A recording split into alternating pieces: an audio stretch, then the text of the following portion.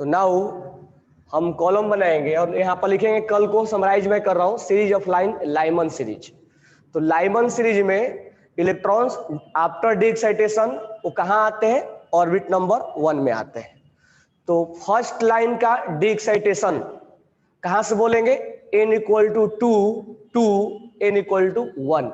This one is first line of excitation, de excitation. Orbit number 3 से 1 में आना, 1 तो फिक्स है हमारा।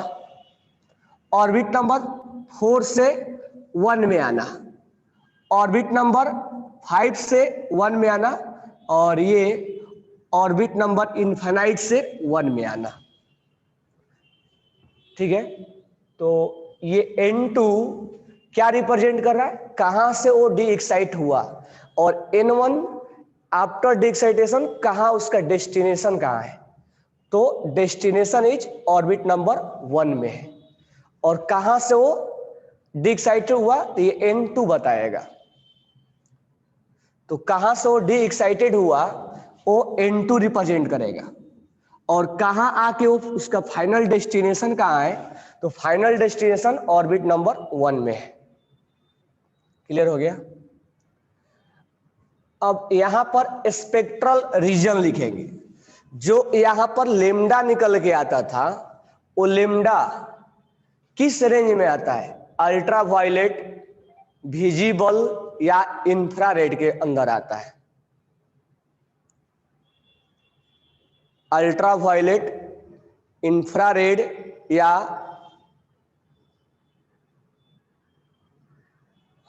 किसमें आएगा? अल्ट्रा वायलेट रीजन में आता है। अल्ट्रा वायलेट रीजन में आता है। तो इसका जो लेमडा हम निकालेंगे वो लेमडा अल्ट्रा वायलेट रीजन में आएगा।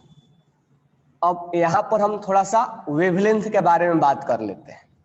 ठीक है, तो मैं इस कॉलम को थोड़ा सा अभी हटा रहा हूं। अब आप ध्यान देना, कल क्लास में जो एब्सेंट थे उसको थोड़ा समराइज भी मैं कर दे रहा हूं। कल हमने पढ़ाया था हाइड्रोजन स्पेक्ट्रम। तो हाइड्रोजन स्पेक्ट्रम में ये हमने ऑर्बिट बनाया है। This one is orbit. Actually में हम ऑर्बिट ऐसे लिखते हैं, लेकिन यहाँ रिप्रेजेंटेशन के लिए लाइन यूज किया जाता है। तो ऑर्बिट हम ऐसे नहीं लिख के, हम ऑर्बिट लाइन के थ्रू लिख रहे हैं।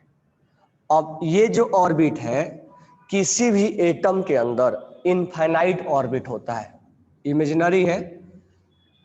ये हो सकता है कि ऑर्बिट में इलेक्ट्रॉन्स ऑर्बिट नंबर 1 में रहे, वो अलग मैटर है। बट किसी भी एटम के अंदर ऑर्बिट जो होता है वो इनफाइनाइट ऑर्बिट होता है। उसके अंदर ऑर्बिट जो होगा इनफाइनाइट होगा। ये हमने इनफाइनाइट मान लिया है। तो this one is orbit number 1, 2, 3, 4, 5 और इनफाइनाइट मान लिया हमने। हाइड्रोजन के इलेक्ट्रॉन्स कहाँ होते हैं? ग्राउंड स्टेट में होते हैं, क्योंकि इसका कॉन्फ़िगरेशन क्या होगा? 1s1 होता है, ऑर्बिट नंबर 1 में होता है इलेक्ट्रॉन। और हम जो ऑर्बिट एज्यूम करेंगे वो इनफाइनाइट ऑर्बिट एज्यूम करेंगे, इनफाइनाइट ऑर्बिट एज्यूम करेंगे। ठीक है, अगर ये इलेक्ट्रॉन एनर्जी गेन करके, और ये एनर्जी हम करंट के टर्म में दे रहे थे, ये इलेक्ट्रॉन, तो पहला पॉइंट तो ये है कि किसी भी एटम के अंदर इनफाइनाइट ऑर्बिट होता है। ये चीज ध्यान रखना। This one is n equal to 1, n equal to 2, n equal to 3, n equal to 4, n equal to 5, n equal to 6, n equal to 7, n equal to 8, n equal to infinity मान लेते हैं। इसी orbit को हम line के द्वारा represent करते हैं। तो हाइड्रोजन के लिए जो इलेक्ट्रॉन होता है वो ग्राउंड स्टेट हम जिसको बोलते हैं। ग्राउंड स्टेट मतलब अब ये कहीं जंपिंग वगैरह नहीं किया है। अब सेकेंड पॉइंट ये है कि जैसे जैसे हम ऑर्बिट बढ़ते जाएगा वैसे वैसे एनर्जी भी ऑर्बिट का बढ़ता चला जाता है। तो हम अगर यहाँ से इनफाइनाइट की तरफ जाते हैं तो इस ऑर्बिट का एनर्जी इंक्रीज होते चला जाता है। जब हम इस इलेक्ट्रॉन्स को एनर्जी देते हैं करंट के फॉर्म में या रेडिएशन इसके ऊपर हम जब डालते हैं तो ये इलेक्ट्रॉन जंप हो जाता है और जंप होके किसी भी ऑर्बिट में जा सकता हो। जैसा एनर्जी उसको दिया जाएगा उस पैकेट को लेके, वो एनर्जी को लेके वो उस ऑर्बिट में जंप कर जाता है। चलो मान लेते हैं ऑर्बिट नंबर 1 से जंप करके ऑर्बिट नंबर 2 में चला गया एनर्जी गेन करके। अब एनर्जी गेन करके जब ऑर्बिट नंबर 2 में चला गया तो विदिन फ्यू नैनो सेकेंड में ये फिर से डी एक्साइट हो जाता है। तो this one is lower energy और this one is higher energy. तो जब लोअर से हायर में जाता है तो एनर्जी एब्जॉर्ब करता है, वही एनर्जी हम रेडिएशन के फॉर्म में देते हैं या करंट के फॉर्म में देते हैं। तो लोअर से जब हायर गया तो that is known as excitation. और after within few nano second ये बाय डिफॉल्ट अपने आप ये डी एक्साइट हो जाता है, यानी जहां से गया था फिर वापस चला आता है। तो हायर से लोअर में आना that is known as de excitation. तो यहां हम दो वर्ड यूज कर रहे हैं, क्या? एक एक्साइटेशन और एक डी एक्साइटेशन। वो यहां जाने के बाद बाय डिफॉल्ट उसका एनर्जी कम होने लगता है और एनर्जी कम होने की वजह से, क्योंकि ये एनर्जी एब्जॉर्ब करके वहां पहुंचा है, तो ये तुरंत वापस आना चाहते हैं, यानी डी एक्साइट यानी अपने ग्राउंड स्टेट में ज्यादा स्टेबल फील करता है। तो ज्यादा जो ग्राउंड स्टेट है वो न्यूक्लियस के पास रहना चाहता है। वो तो हमने एनर्जी दे के उसको एक्साइट करवाया है, लेकिन अगर हम उसको एनर्जी नहीं दे तो अगर यहां गया है तो फिर वापस डी एक्साइट हो जाता है। डी एक्साइट होने का रीजन ये है कि वो अपने ग्राउंड स्टेट में आना चाहता है, क्योंकि वहां पर स्टेबल फील करता हो। ठीक है, तो यहां पर उसको स्टेबिलिटी फील होती है, तो इसीलिए वो डी एक्साइटेशन हो जाता है। तो एक्साइटेशन का रीजन समझ में आ गया, क्योंकि हमने एनर्जी दिया है तो वो लोअर से हायर में गया है एब्जॉर्ब करके। और आफ्टर ए डी यहां पर एनर्जी क्या है? ज्यादा है। और एटम के अंदर हम ये बोलते हैं कि जितना लेस एनर्जी होगा उतना ही स्टेबिलिटी क्या होगा? ज्यादा होगा। अगर कहीं इलेक्ट्रॉन्स के अंदर ज्यादा एनर्जी आ गया तो जंप फिर से मार लेगा। तो इस वजह से ये स्टेबिलिटी को गेन करने के लिए, क्योंकि इलेक्ट्रॉन्स नहीं चाहता है कि हम हायर एनर्जी में रहें, इलेक्ट्रॉन चाहता है हम लोअर एनर्जी में रहें, तो इसलिए स्टेबिलिटी गेन करने के लिए ये दोबारा डी एक्साइटेड हो जाता है और जहां से जंप करके गया था वो फिर वापस चला आता है। तो हम यहाँ दो वर्ड यूज कर रहे हैं, एक एक्साइटेशन और एक डी एक्साइटेशन। तो लोअर से हायर में जाना that is known as excitation, और हायर से लोअर में आना that is known as de excitation. तो one term is excitation and another term is de excitation. तो हम जो यहाँ पर रेडिएशन पढ़ रहे थे वो मेनली डी एक्साइटेशन वाला हम देख रहे हैं, यानी हमने दो स्पेक्ट्रम पढ़ाया था आपको, एक एब्जॉर्प्शन और एक इमिशन। तो जब लोअर से हायर जाएगा तो एब्जॉर्प्शन होगा, और जब हायर से लोअर आएगा यानी डी एक्साइटेशन होगा तो इमिशन होगा। तो यानी हम जितना भी एग्जांपल्स लेंगे वो सब इमिशन का लेंगे। तो इमिशन में क्या बताया था मैंने? कलर, फिर dark line, colour dark line, colour dark line, ये हमने इमिशन में बताया था, क्योंकि उसमें लाइन जो कंटिन्यूअस स्पेक्ट्रम नहीं बनता, एक कलर दूसरे कलर में मर्ज नहीं होता है। तो एक कलर हमें जब ये एक्साइटेड होके जाएगा तो एक रेडिएशन इमिट करेगा। तो वो जो रेडिएशन इमिट करेगा उस रेडिएशन को जब हम प्रिज्म से पास करवाएंगे तो वो एब्जॉर्प्शन इमिशन देगा। इसका मतलब क्या हुआ? डार्क कलर ब्लैक कलर होगा, ब्लैक कलर होगा, और जो ऐसा होगा, ये ब्लैक कलर हो गया, फिर यहाँ कलर दिखाई देगा, ब्लैक कलर है, कलर दिखाई देगा, ये कलर दिखाई दिया, और ये ब्लैक कलर है। तो जब इलेक्ट्रॉन्स एनर्जी गेन करके हायर स्टेट में जाता है तो वो एनर्जी को एब्जॉर्ब करता है, और उस केस में वो रेडिएशन इमिट करता है, और उस रेडिएशन को जब हम प्रिज्म से पास कराते हैं तो वो प्रिज्म क्या करेगा, एब्जॉर्प्शन इमिशन देता है, एब्जॉर्प्शन स्पेक्ट्रम देगा, एब्जॉर्प्शन स्पेक्ट्रम देगा। जब ये डी एक्साइट हो गए फिर वापिस आता है तो डी एक्साइटेशन के केस में एनर्जी लूज करेगा, क्योंकि हायर से लोअर में आ रहा है, तो एनर्जी लूज करेगा, और जब लूज करेगा तो उस केस में कौन सा स्पेक्ट्रम हमें देखने को मिलेगा, इमिशन स्पेक्ट्रम। ठीक है, तो दो केस हम बार बार डिस्कस कर रहे हैं, लोअर से हायर जाना।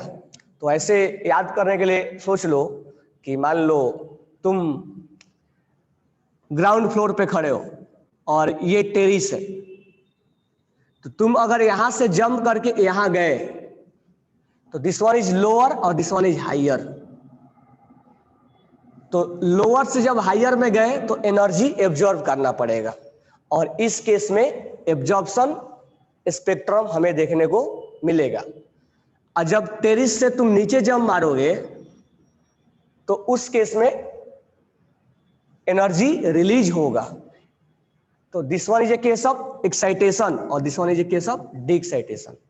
और डी एक्साइटेशन के केस में इमिशन एनर्जी रिलीज होगा, और रिलीज जब होगा तो वहां से क्या होगा, एनर्जी जब रिलीज होगा तो हमें इमिशन स्पेक्ट्रम देखने को मिलेगा। तो हाइड्रोजन स्पेक्ट्रम में जितना भी हम बातें करेंगे वो क्या बातें करेंगे, डी एक्साइटेशन वाला ही बात करेंगे। ठीक है, हाँ, स्पेक्ट्रम में that means colour will not mix, नहीं, कंटिन्यूअस में कलर मर्ज होता है। लाइन स्पेक्ट्रम बताया था, तुम लोग पढ़ाया था मैंने। लाइन स्पेक्ट्रम में क्या होता है, दो तरह का होता है, एक एब्जॉर्प्शन और इमिशन। इमिशन में क्या होता है उस दिन दिखाया भी था तुम लोगों को, उस दिन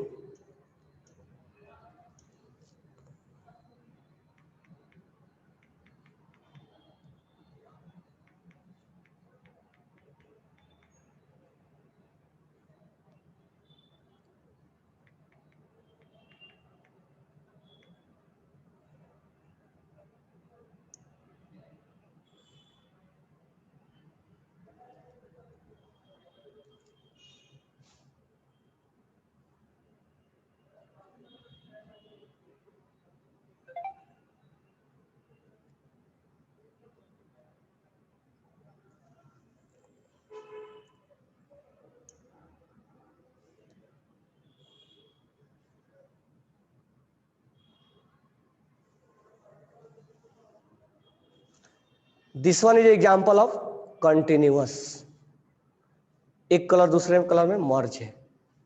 और this one is example of emission, और this one is example of absorption, this one example of. तो इसमें लाइन आता है, इसमें देखो लाइन आ रहा है, तो इसको ये दोनों लाइन स्पेक्ट्रम के एग्जांपल है, एब्जॉर्प्शन और इमिशन।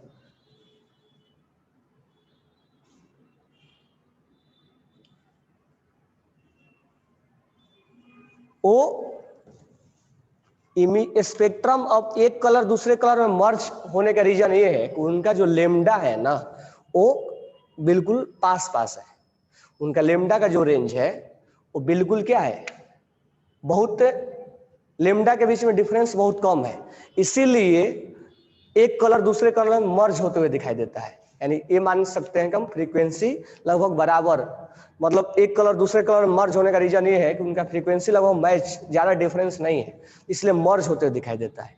और यहाँ लाइन इसलिए क्लियर हो जाता है कि एक अल्ट्रावायलेट में आ जाता है और एक इंफ्रारेड में आ जाता है, तो दोनों में डिफरेंस क्या हो जाएगा, बहुत ज्यादा लेमडा का गैप आ जाता है, इसलिए बीच में दिखाई देता है।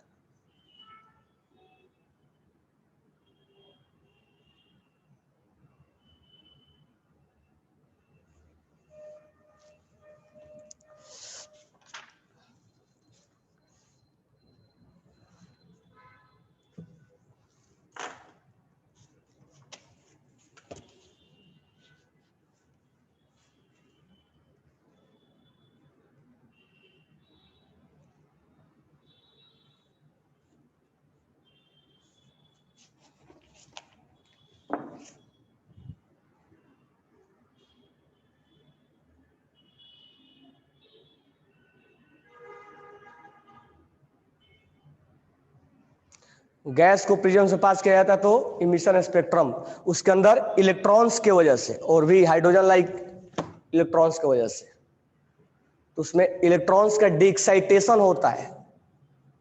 समझ में आ गया साक्षी? तो उसमें इलेक्ट्रॉन्स का हॉट गैस को जब हम पास करेंगे प्रिज्म से तो ड्यू टू इलेक्ट्रॉन्स का जंपिंग होता है। ठीक है, इलेक्ट्रॉन्स, अब वहां हॉट कहने का मतलब क्या हुआ, हम यहाँ पर बोल रहे हैं कि इस इलेक्ट्रॉन्स को जंप कराना है तो हम लाइट रेडिएशन के फॉर्म में एनर्जी दे रहे हैं। हो सकता है कि हमें एनर्जी हीट के फॉर्म में भी दिया जा सकता है, हो सकता है कि एनर्जी करंट के फॉर्म में भी दिया जा सकता है। तो अगर हॉट गैस को पास करोगे तो उसमें भी स्पेक्ट्रम दिखता है, तो उसका रीजन ये है कि उसके अंदर जो इलेक्ट्रॉन्स है वो एक्साइटेड होकर डी एक्साइट हुए हैं, और जब एक्साइटेड होंगे और डी एक्साइटेड होंगे तो उसके अंदर कलर दिखाएगा, क्योंकि उसको जब एक्साइटेड होगा तो उसके अंदर एनर्जी का डिफरेंस आता है। कल ये सब बताया था मैंने, इसका एनर्जी अलग है और इसका एनर्जी अलग है, एनर्जी में डिफरेंस आता है due to difference in energy. वो क्या क्रिएट करेगा, फ्रीक्वेंसी। तो यहां से एनर्जी में डिफरेंस आने की वजह से वो फ्रीक्वेंसी क्रिएट करेगा। ठीक है, और कंटिन्यूअस और डिसकंटिन्यूअस आने का मतलब ये है कि उनका लेमडा एक दूसरे के पास रहते हैं, रेंज में रहते हैं, इसलिए वो मर्ज रहते हैं। और डिसकंटिन्यूअस आने का मतलब लेमडा में डिफरेंस बहुत ज्यादा है। समझ में आ गया? तो जब जब इलेक्ट्रॉन्स का जंपिंग होगा, ध्यान रखना, जब जब इलेक्ट्रॉन्स का जंपिंग होगा तब तब उसमें एनर्जी डिफरेंस आएगा, और जब जब एनर्जी डिफरेंस आएगा तब तब उसके अंदर लेमडा आएगा, फ्रीक्वेंसी आएगा, एससी अपॉन लेमडा। ओके ना? तो ये लाइट इमिट करने का रीजन क्या है, एनर्जी में डिफरेंस आ रहा है। समझ में आया क्या? एनर्जी में क्या आ रहा है, डिफरेंस आ रहा है, इसलिए वो क्या कर रहा है, क्रिएट रेडिएशन इमिट कर रहा है। ठीक है, तो सब कल डिस्कस, तुम लोग से क्वेश्चन पूछा भी था मैंने कि ये बताओ कि ये कलर क्यों दिखा रहा है, तो तुम लोग बोले भी थे उस समय कि एनर्जी चेंजेस की वजह से सर। समझ में आ गया? तो ऐसे नॉर्मली थोड़ा सा, अब इसके बारे में अलग से बात करते हैं। ऐसे नॉर्मली सोचो, हालांकि जो हाइड्रोजन स्पेक्ट्रम है वो हाइड्रोजन और हाइड्रोजन लाइक स्पीसीज के लिए बताया गया है, यानी बोर्निक्स को हाइड्रोजन और हाइड्रोजन लाइक स्पीसीज मतलब जिसके पास एक इलेक्ट्रॉन है उसके लिए इसने बताया है। तो ऐसे सोचना है कि अगर कोई भी हॉट गैस को प्रिज्म से पास करते हैं तो कलर इसलिए देता है क्योंकि जो हॉट गैस, अब हम यहाँ क्या बोले कि इलेक्ट्रॉन्स को यहाँ से यहाँ लेके जाना है, लोअर से हाइयर टेरिस पे लेके जाना है, तो एनर्जी चाहिए ना हमें। टेरिस से कूदने के लिए एनर्जी हमें रिलीज करना पड़ेगा, लेकिन नीचे से ऊपर कूदने के लिए एनर्जी गेन करना पड़ेगा। तो उस केस में एनर्जी का चेंजेज आता है, तो एक्साइटेड करवाने के लिए एनर्जी हम देते हैं, और जब एनर्जी हम देंगे तो वो एनर्जी किस फॉर्म में देंगे, हीट के फॉर्म में देंगे, लाइट के फॉर्म में देंगे, करंट के फॉर्म में देंगे। और जब एनर्जी में चेंजेज आता है, क्योंकि इस ऑर्बिट का एनर्जी हमने लिखा भी एनर्जी अलग अलग है, इस ऑर्बिट का एनर्जी इस ऑर्बिट का एनर्जी में चेंजेज आएगा, जब जब चेंजेज आएगा तब तब वो रेडिएशन लाइट इमिट करेगा, और वो लाइट को जब हम प्रिज्म से पास करवाएंगे तो वो लाइन स्पेक्ट्रम बनाता है। इधर से बनाएंगे तो एब्जॉर्प्शन स्पेक्ट्रम बनाएगा, और जब डी एक्साइटेड होगा तो इमिशन स्पेक्ट्रम बनाएगा। ठीक है, तो आगे बढ़े हम तो ध्यान रखना इस चीज को कि इलेक्ट्रॉन अगर मान लो ग्राउंड स्टेट में है तो एनर्जी गेन करके, तो ये भी तो गैस ही है ना, हाइड्रोजन गैस है, इलेक्ट्रॉन्स एनर्जी गेन करके हायर स्टेट में गया। जब ये हायर स्टेट में जा रहा है, हायर एनर्जी स्टेट में जा रहा है, तो इसको हम बोलेंगे एक्साइटेड हो गया। तो एनर्जी में चेंज आया, तो एनर्जी में चेंज आएगा तो ये एक रेडिएशन इमिट करेगा, और इस रेडिएशन को जब हम प्रिज्म से पास करवाएंगे तो वो क्या होगा, एब्जॉर्प्शन स्पेक्ट्रम देगा। जब ये डी एक्साइटेड होगा, यानी डी एक्साइटेड क्यों होगा, क्योंकि ये स्टेबिलिटी को गेन करना चाहता है। कोई भी इलेक्ट्रॉन नहीं चाहता कि हायर एनर्जी में रहे, कोई भी चाहता है कि लोअर एनर्जी में रहे, पोटेंशियल एनर्जी ज्यादा होना चाहिए इसमें। तो कोई भी चाहता है कि हम लोअर एनर्जी में रहे, इसीलिए डी एक्साइट हो जाता है। जब डी एक्साइट होगा तो हायर से जब लोअर में आएगा तो क्या होगा, एनर्जी रिलीज होगा। यानी ये सब लिखवा दिया हूं पहले ही, एनर्जी रिलीज होगा, और एनर्जी रिलीज जब होगा तो उसको एक रेडिएशन, फिर से एनर्जी में डिफरेंस आया, तो एनर्जी में जो डिफरेंस आएगा उसके वजह से एक रेडिएशन क्रिएट होगा, एक लाइट क्रिएट होगा, और लाइट को जब हम प्रिज्म से पास कराएंगे तो इसको हम एब्जॉर्प्शन, उसको हम क्या बोलेंगे, इमिशन स्पेक्ट्रम। ठीक है, then how to get radiation separately for absorption. जब एनर्जी एब्जॉर्ब होगा ना तो उस केस में रेडिएशन अलग, और जब इमिशन होगा तो उस केस में एनर्जी अलग होगा, क्योंकि यहां से एनर्जी गेन करके जा रहा है, यहां से गेन करके जा रहा है। तो यहां से जो गेन किया है, यहां से जो गेन किया है, ठीक है, तो वो गेन हम करवा रहे हैं, उसको यहां से गेन हम करवा रहे हैं। और डी एक्साइटेड होते समय वो जो एनर्जी में चेंज आएगा, वो आगे हम एनर्जी अभी कैलकुलेट करने वाले हैं, तो अभी इसके ऊपर हम आगे बात करेंगे कि एनर्जी में इस ऑर्बिट का एनर्जी सबका कितना कितना है। ठीक है, उसके बारे में हम अभी आगे बात करेंगे एनर्जी के बारे में। तो ये मान के चलना है कि जब डी एक्साइट हो रहा है, यानी हम इमिशन देख रहे हैं, तो पहला डी एक्साइटेशन कहां से माना जाएगा, मान लो इलेक्ट्रॉन जंप करके 2 में चला गया है और 2 से डी एक्साइटेशन हो रहा है, कहां हो रहा है, ऑर्बिट नंबर 1 में। तो एक लाइट इमिट करेगा और ये इमिशन स्पेक्ट्रम होगा। तो पहला फर्स्ट लाइन ऑफ, जब कहीं से भी जंप होके कहां आए, ग्राउंड स्टेट में आए, ये हमने मान लिया कि वहां ये जंप करके गया होगा, ये वहां जंप करके गया होगा, ये वहां जंप करके गया होगा, फिर डी एक्साइट हो रहा है, और डी एक्साइट होके कहां आ रहा है, ग्राउंड स्टेट में। तो ये वहीं लिखा हुआ है, यानी ऑर्बिट नंबर 1 में। कहां से और कहां तक, तो कहां से, 2 से 1 में, 3 से 1 में, 4 से 1 में, 5 से 1 में, इंफिनिटी से 1 में। तो हर बार क्या होगा, एनर्जी का चेंजेज आएगा, और हर बार अलग अलग टाइप के रेडिएशन इमिट होगा। जितना बार एनर्जी में चेंज आएगा उतना बार अलग अलग रेडिएशन इमिट होगा, और जब इसको हम प्रिज्म से पास करवाएंगे तो इमिशन स्पेक्ट्रम मिलेगा। और जब हम इसका लेमडा कैलकुलेट करेंगे तो वो लेमडा अल्ट्रा वायलेट रीजन में मिलेगा, जो मतलब उसका जो रेंज होगा वो अल्ट्रा वायलेट में आएगा, उसका जो रेंज होगा वो अल्ट्रा वायलेट में आएगा। कहीं से भी जंप हो गया, अगर डी एक्साइट हो गया, अगर ऑर्बिट नंबर 1 में आता है तो उसको हम लाइमन सीरीज के नाम से जानते हैं। और this one is first line of Lyman series, this one is second line of Lyman series, this one is third line of Lyman series, और this one is last line of Lyman series. ठीक है, तो यहां से अब हम आते हैं वेवलेंथ निकालने। तो वेवलेंथ में हमसे पूछा जाएगा कि आप बताओ, find the wavelength, find the wavelength of first line of Lyman series. तो आप बताओ, और आर के टर्म में बताना। वो जो फॉर्मूला लिखवाया था 1 upon lambda equal to R Z square 1 upon n1 का स्क्वायर माइनस 1 अपॉन n2 का स्क्वायर।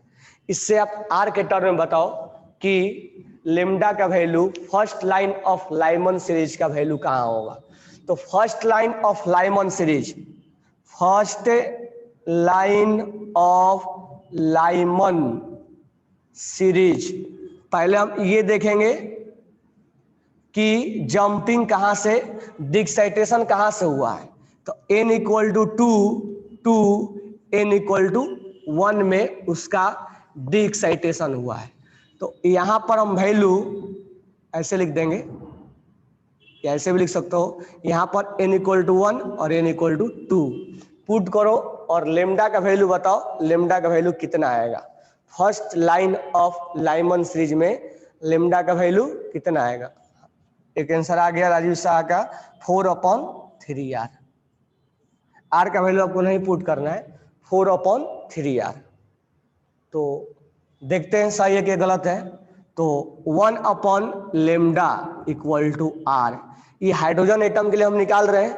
तो यहाँ पर 1 पुट कर देंगे और यहाँ पर 1 का स्क्वायर माइनस यहाँ पर 2 का स्क्वायर।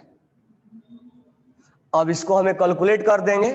तो 1/लेमडा इक्वल टू आर और ये हो जाएगा 1/1 माइनस 1/4। तो मैं अब डायरेक्ट लिख दे रहा हूं lambda equal to 4/3r। This one is lambda of first line of Lyman series. This one is first line of Lyman series. This one is first line of Lyman series. सबने note down कर लिया। अब मुझे बताओ, यही question है, question number 2 लिख देना और यहां पर बस चेंज करना, find the wavelength of last line of Lyman series. तो क्वेश्चन आप लिख लो यहाँ पे, मैं इसको अभी हटा नहीं रहा हूं।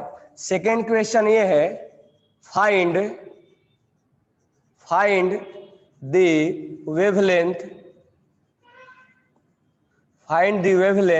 of last line of Lyman series।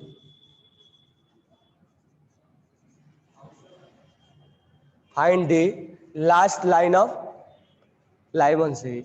तो हम जंपिंग कहां से करवाएंगे, n equal to infinity to n equal to 1। This one is last line of Lyman series. तो आप इसका लेमडा निकालो कि लेमडा का वैल्यू कितना आएगा। लेमडा का वैल्यू निकालो इसमें।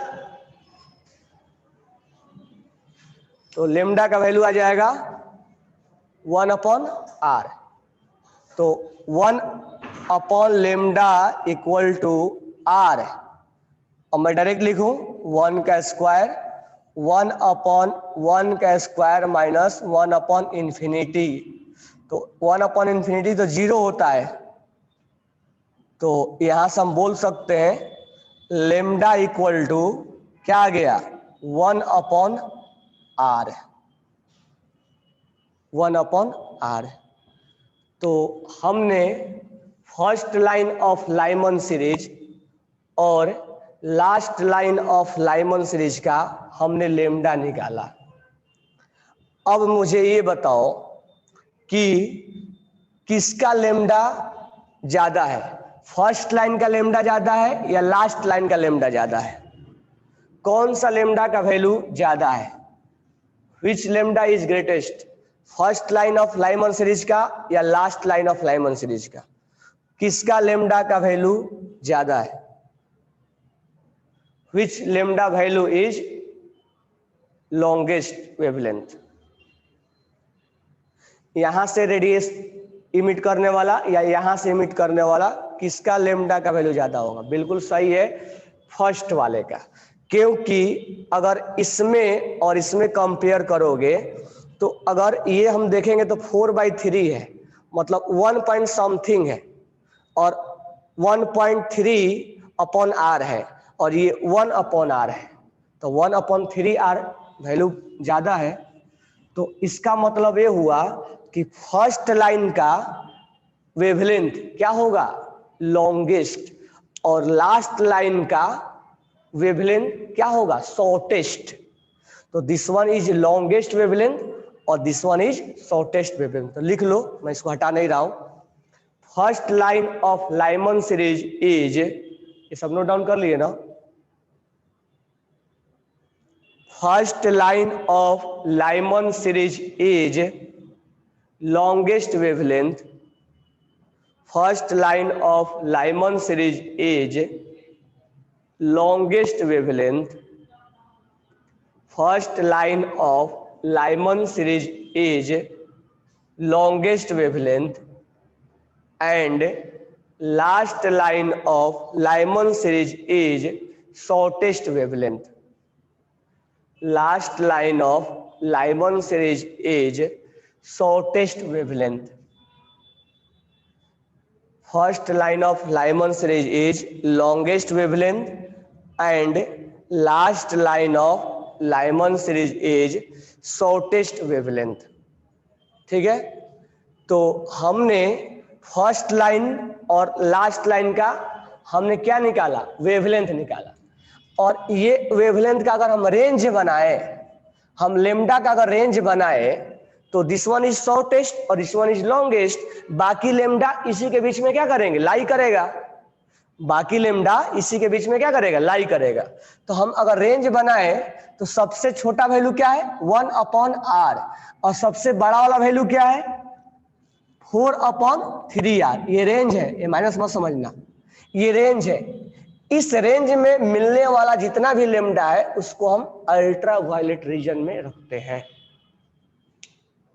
उसको हम क्या रखते हैं,